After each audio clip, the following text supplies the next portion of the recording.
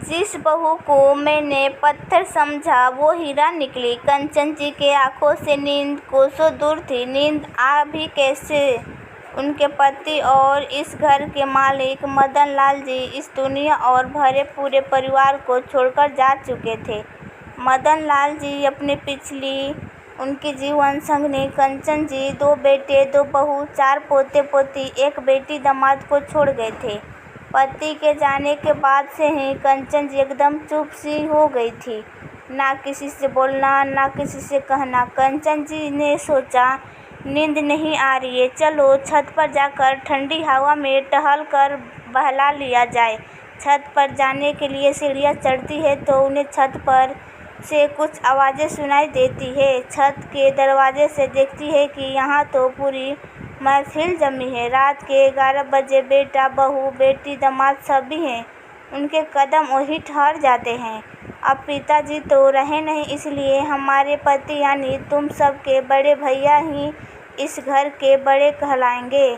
सासू माँ अकेली हो गई है तो उन्हें अब इतने बड़े कमरे की क्या ज़रूरत। हमारा कमरा भी अब हमें छोटा पड़ने लगा है।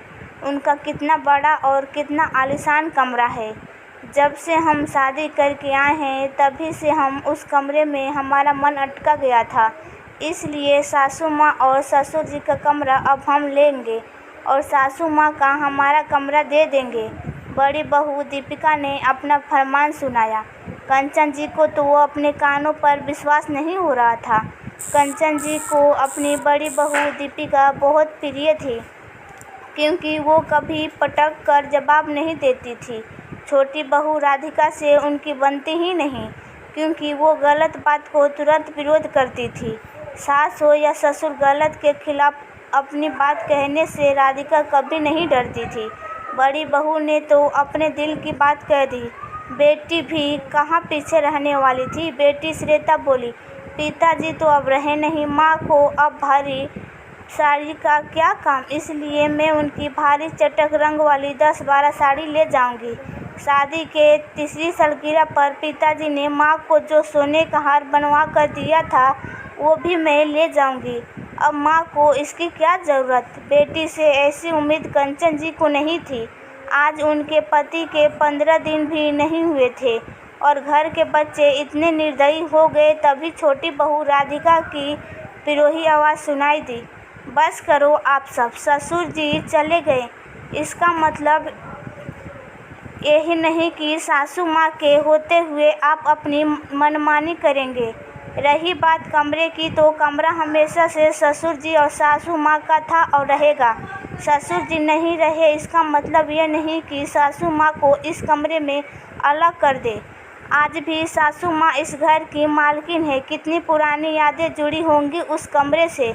रही बात आपको कमरा छोटा होने की, तो अब आप अपने बच्चों को सासू माँ के पास भी सुला सकते हैं, जिससे सासू माँ का अकेलापन भी दूर हो जाएगा और बच्चे को उनसे कहानियाँ लोरी सुनने का मौका भी मिलेगा।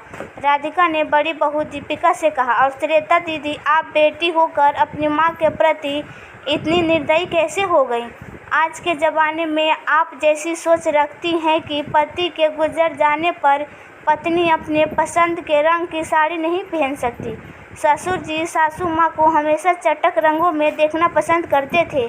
गहने साड़ी उनके हैं, जिसे चाहे दे पहने, उनकी मर्जी।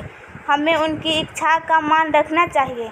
हमें उनके भी जीवन में खुशियों के रंग भरने चाहिए, ना कि उनकी ज़िंदगी बेरंग कर देनी चाहिए। छोटी बहू ने कड़क शब्दों में अपनी जेठानी और ननद की गलत बातों का विरोध किया। कंचन जी के दोनों बेटे ने भी सिर हिलाकर अपनी सहमति दर्शा दी।